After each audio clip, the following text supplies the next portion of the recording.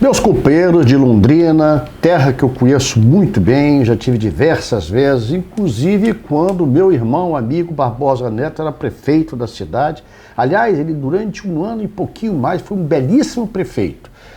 Opção pelos pobres, investiu na educação, investiu na saúde pública, fez a cidade mais bonita. Então a gente tem muito orgulho de falar com você de Londrina, mandando um abraço especial para o nosso pré-candidato a prefeito, Barbosa Neto, para o nosso presidente Espartacus, para a Mimi, que está fazendo essa coordenação da escola de candidatos, e para o Ricardo. E o meu papel, que foi pedido pelos companheiros, é falar um pouco sobre a história do PDT, para vocês que são candidatos a vereador, para vocês que são simpatizantes do PDT, aqueles que já têm reforçar essa história, aqueles que não têm um pouco a ideia do que representa o PDT, na história do povo brasileiro e na história do Paraná. O nosso partido começa historicamente com o movimento da Revolução de 30, quando Getúlio saiu daí do lado, do Rio Grande do Sul, para fazer a transformação do Brasil, que era agropecuário, na política do café com leite, São Paulo, Minas Gerais, para o grande Brasil industrial. Getúlio, com a Revolução de 30, transformou o Brasil. Por isso que se fala que o Brasil se divide em duas etapas, antes e depois da era Vargas, Getúlio Vargas. Getúlio foi o grande precursor das nossas teses. Getúlio, mesmo sendo um dono de estância, um homem de uma família bem abastada, vamos dizer assim, das posses, das terras, ele fez opção pelos pobres antes da igreja. Como ele fez opção pelos pobres? Transformando o Brasil. Getúlio criou toda e sancionou toda a legislação trabalhista. A construção das leis do trabalho começou pelas mãos de Getúlio. Getúlio criou o Ministério do Trabalho. Teve até João Goulart como seu ministro. Getúlio fez o decreto do salário mínimo. Getúlio fez o decreto da outorga do 13º. Quer dizer, Getúlio foi quem deu, na verdade, a carta de alforria ao trabalhador brasileiro. E mais do que isso, Getúlio, que tinha sido eleito à época pelo PSD, criou dentro do PSD, Partido Social Democrata, à época, um movimento trabalhista, já olhando, já vislumbrando o futuro. Na época, Getúlio tinha que botar a polícia do Estado Novo, essa mesma polícia que em muitos momentos foi violenta contra os movimentos mais à esquerda, deformando muitas coisas, agredindo, prendendo, cometendo abusos, mas essa mesma polícia de Getúlio, a polícia do Estado Novo, ela garantia e protegia a reunião dos trabalhadores para formar os primeiros sindicatos do Brasil.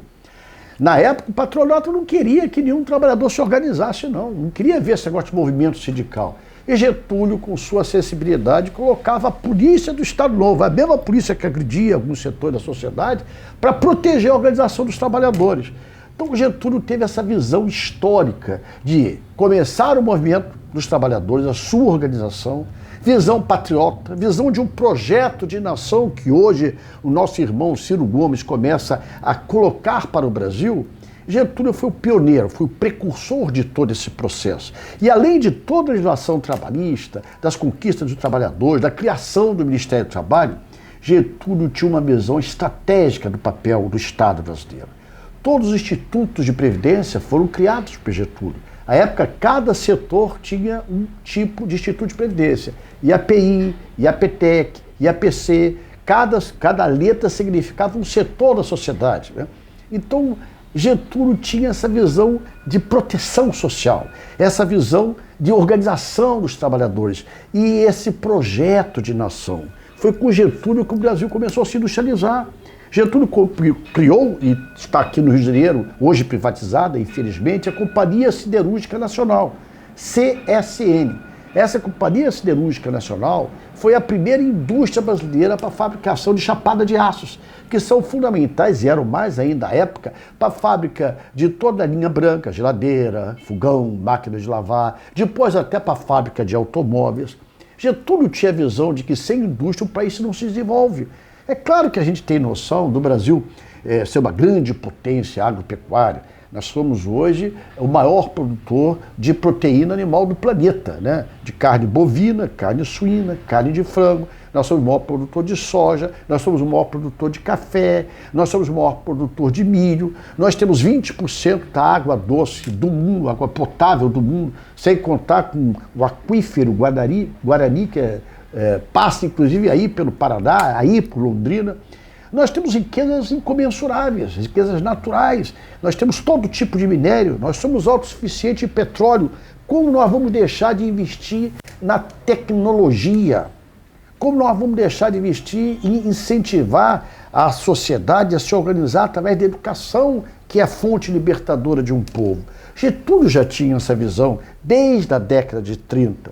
Getúlio deixou a sua história marcada no Brasil, que foi o único presidente da República que deu a sua vida com um tiro no coração, no dia 24 de agosto de 1954, se suicidou para impedir um golpe militar.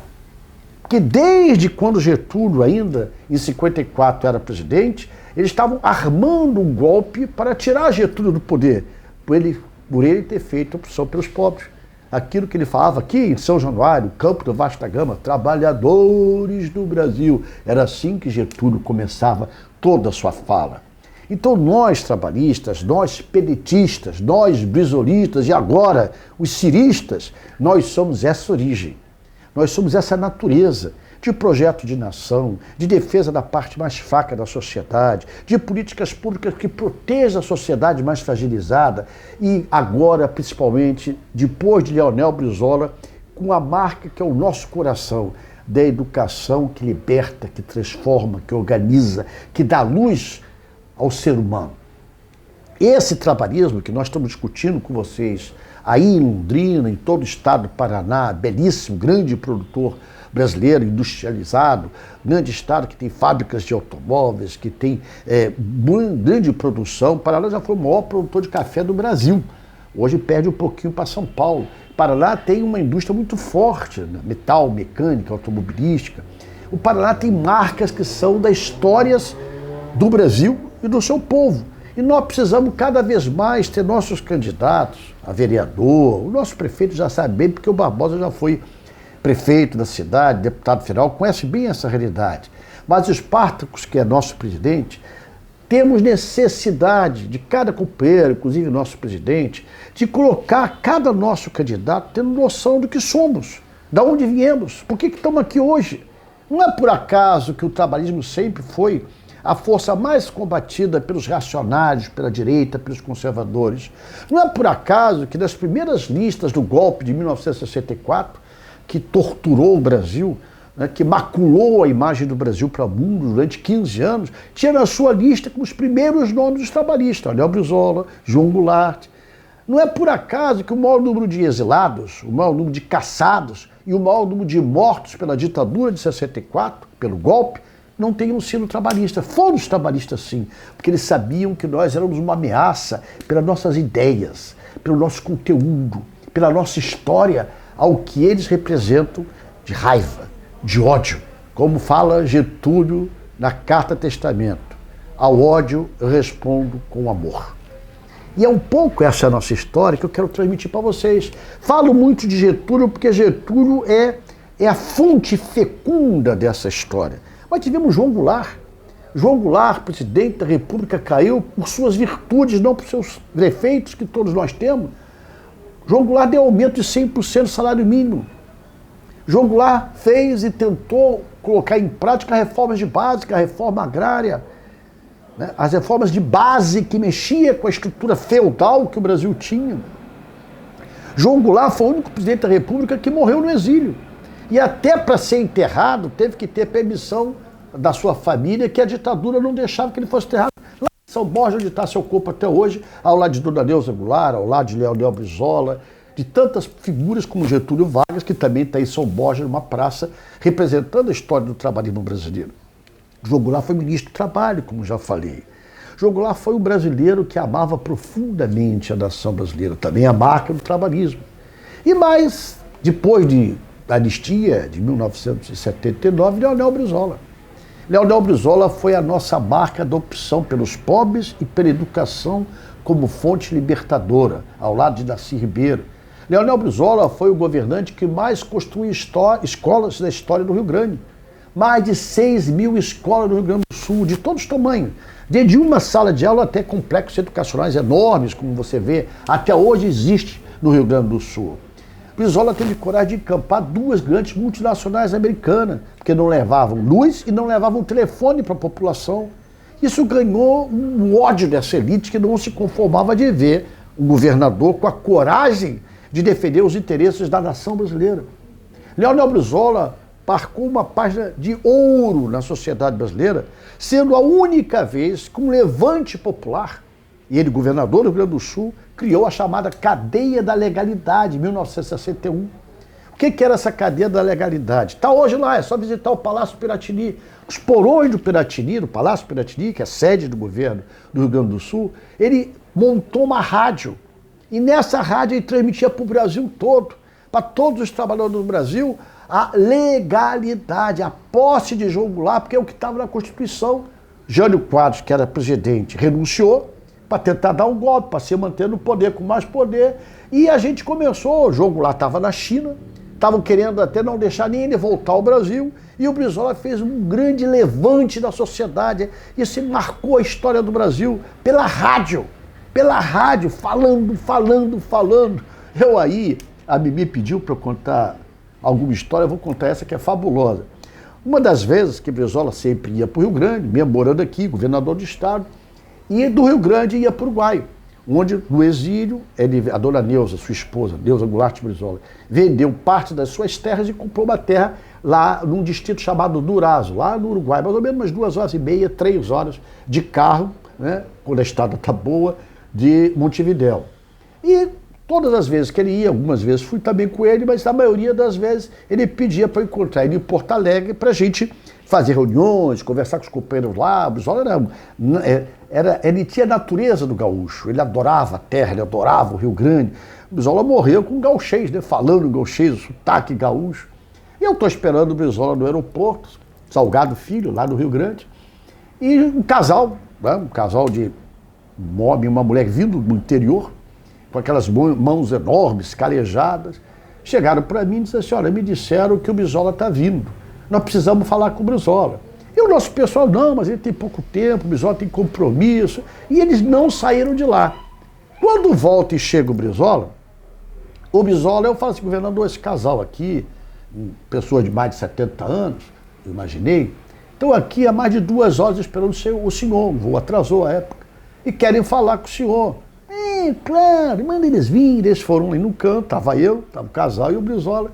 E a esposa, a senhora, falou assim: governador Brizola, eu queria lhe agradecer. Por quê? O Brizola tinha aquele jeito gaúcho, pausado, humilde. Porque o senhor, durante anos da nossa vida, lá no campo, lá no profundo Alegrete, o senhor era o nosso despertador e o nosso sonífero. Mas como? Como eu podia acordar e fazer dormir ao mesmo tempo? Não, governador, é que a gente ligava a Rádio da Legalidade e, escutando o senhor pregar, e adormecia.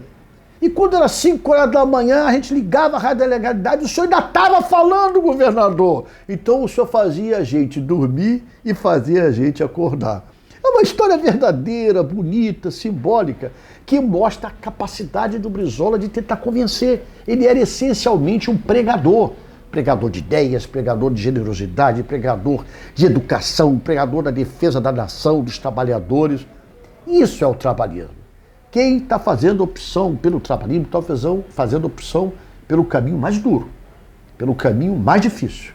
Aqui nós não estamos de brincadeira.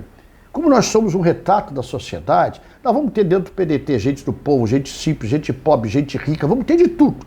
Vão ter alguns trabalhistas mais conservadores, vão ter uns trabalhistas mais vanguarda, porque assim é a sociedade.